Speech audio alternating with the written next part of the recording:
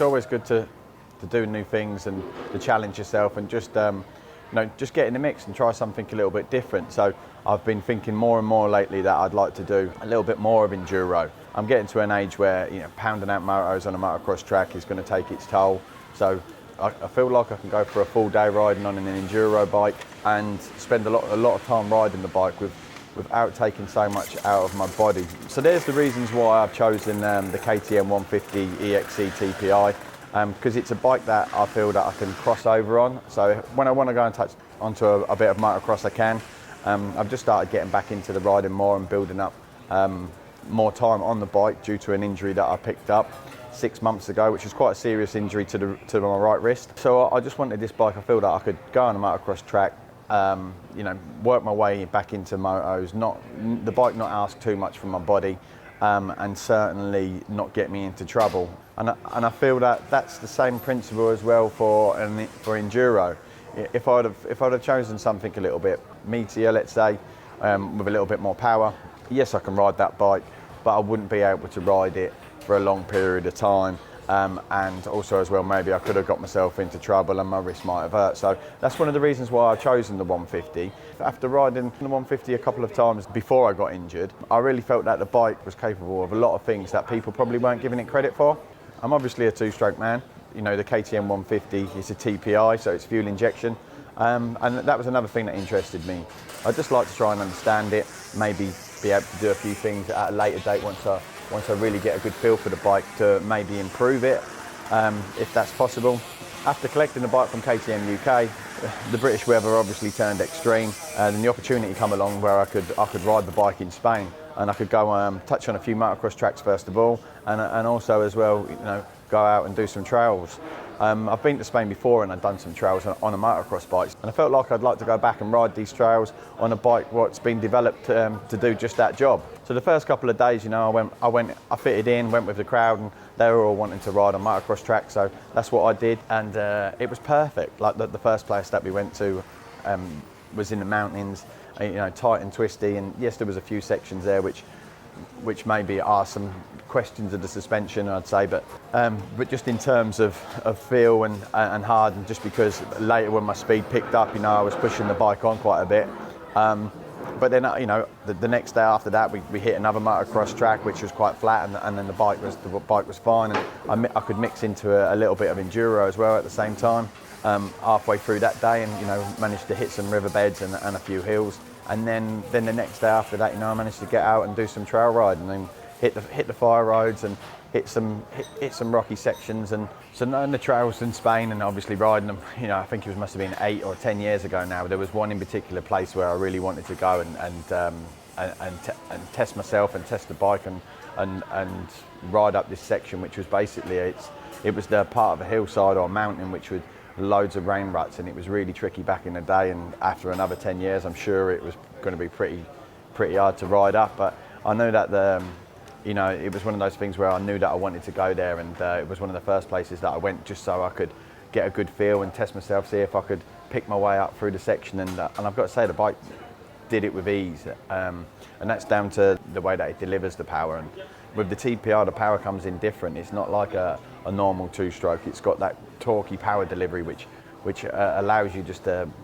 take your time and just basically come in and just ride up out of sections, and really felt that in certain parts of picking my way up through this hill. And yeah, I really enjoyed riding that bike and that thing, so I'm looking forward to seeing what else I can, what else me and the bike can achieve, and just go step by step. One of the things that most people always ask on an enduro bike is they want something which can cross over. So the 150's new this year, and I wanted to ride the bike and show that that I believe that the bike can be ridden on a motocross track, and can be ridden in trails, and can be ridden extreme, and can cope with extreme sections. So riding the bike around the motocross track, with the light on, maybe looked a little bit strange to some, but I think they also realised that the bike can cope with both motocross and enduro. That's not to say that you're going to be at the peak or the sharp end, and it's the bike to ride on a motocross track, but I'm just saying that I could ride it on the motocross track, and it was perfect for me. It was something that I wanted just to ease into, and it was ideal. I could ride it for 20 minutes and not feel tired.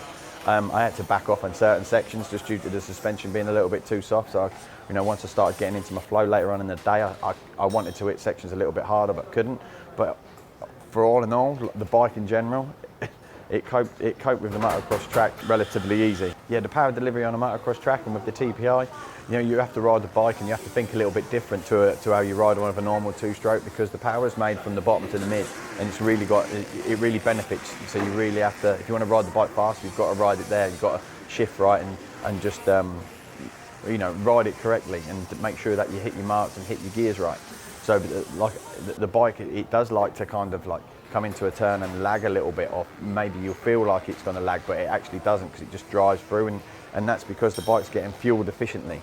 So whereas before you'd put it onto the pipe, you don't have to put it onto the pipe, because the bike will just drive and torque its way out of tight sections, and then once you get the bike singing, it kicks in again at another level. But one of the things that you have to adapt to is the noise, because the bike is so quiet, which is ideal again. So I feel that I'm going to be able to take it straight out of my garage, and I'm going to be able to ride in places that I've not been able to, or would never be able to, on my motocross bike, just because of the noise factor. So just running the bike, just starting it up and letting it tick over, you can hardly hear the bike. I'm loving the fact that you fill it up with oil as well and put it into the frame, and then basically you've got 5 tanks worth of fuel, so you haven't got to worry about mixing the fuel. I can't stress this enough. Basically, I just took the bike and went straight onto a motocross track, so enduro tyres and all in, just didn't change anything, hadn't spec'd anything for a motocross track. Was riding around there still looking at the miles per hour as I was doing, riding around on the track. Yeah, there was one moment when I'd come round and I'd overcooked the section and maybe asked a little bit too much of the enduro tyres on this rock section.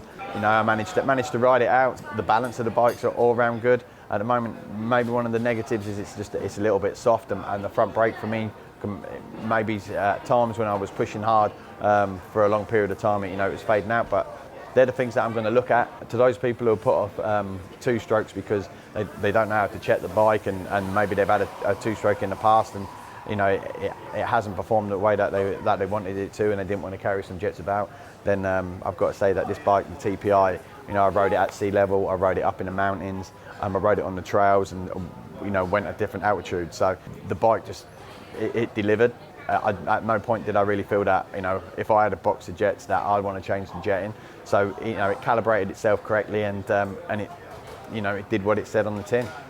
Now that I'm back in the UK and with the wet weather, there's going to be different asks of the bike. So I look forward to to manning up, put my big boy pants on, and going riding in some extreme mud sections, and tackle the British weather.